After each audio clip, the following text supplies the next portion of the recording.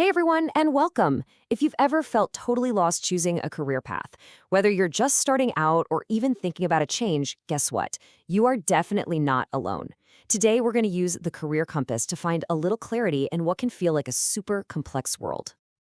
The classic question, right? We've all been asked this since we were kids. It sounds so simple, but for so many of us, the answer is, well, it's anything but. And let's be real, for a lot of us, this question isn't just a fun little thought experiment. It can actually be a massive source of stress. I mean, with what feels like a million different options, just figuring out where to even begin can be the toughest part. And that's exactly where this guide comes in. We're here to help cut through all that noise, break things down, and hopefully help you find a clearer direction together. So, how in the world do we tackle that one huge, overwhelming question? Well, we're not going to try to answer it all at once. Instead, we're going to break it down into a series of simple, manageable steps. Let's get into it. Okay, the very first step is to just zoom out, way out. Instead of getting lost in hundreds of specific job titles, let's simplify the whole landscape into three fundamental paths that usually start with what you study. Generally, these paths fall into three big buckets. First, you've got the sciences, which can lead you to fields like engineering and medicine. Then there's commerce, which is really the engine of the business world, covering stuff like finance and management. And finally, you have what we'll call neutral careers, things like law or media, which you can often get into from a bunch of different backgrounds. Just think of this as the first major fork in the road.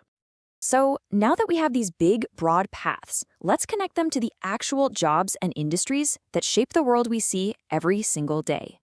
We'll kick things off with a huge one, medical and sciences.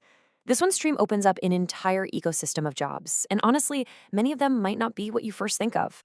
For example, of course you can become a doctor, but think about all the other critical roles. You've got specialized nurses, physiotherapists helping people get back on their feet, lab techs running tests that save lives, and even food scientists and architects whose work is all rooted in science and has a direct impact on our health.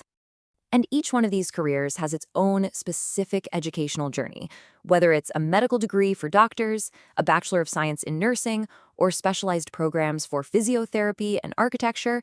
There's usually a pretty clear map to follow from the classroom to your career. Okay, let's switch gears and jump into another massive industry, information technology and IT-enabled services. I mean, this is the field that is quite literally building our digital world as we speak. Now, the IT world isn't just for these super technical coders. Sure, you have software engineers building the foundations, but you also have web developers creating what we see and interact with, software testers making sure everything works, and super important customer support specialists. There's really a role for so many different skills. And, one of the coolest things about this field is that there are so many different ways to get in. You can go the traditional route with a 4-year engineering degree, or you can get into the field with pretty much any college degree as long as you have strong computer skills. Plus, there are all kinds of vocational courses and certifications that can get you started in coding or web design. Okay, so you've picked a path, you've got a potential career in mind, but how do you actually get into the courses that are going to take you there? Well, a lot of the time, it comes down to a key, an entrance exam. In a lot of educational systems, these big standardized tests are the main gateway to get into top university programs. This table just gives you a little snapshot of a few examples for different fields, from engineering and medicine all the way to law and design. Knowing which tests you might need to take is a really critical step in your planning. But listen, the world of work is always changing. So for our final section, let's look beyond the traditional stuff and explore the new frontier, the jobs that are in super high demand today, but barely even existed a decade ago. First up, the data scientist. In a world that is just overflowing with information, these professionals are like modern-day detectives. They dive deep into huge sets of data to find patterns that help solve massive problems, which makes them incredibly valuable in pretty much every industry you can think of. Next, the UX/UI designer. You ever used an app that just felt easy? Like it was intuitive and simple to use? That was not an accident.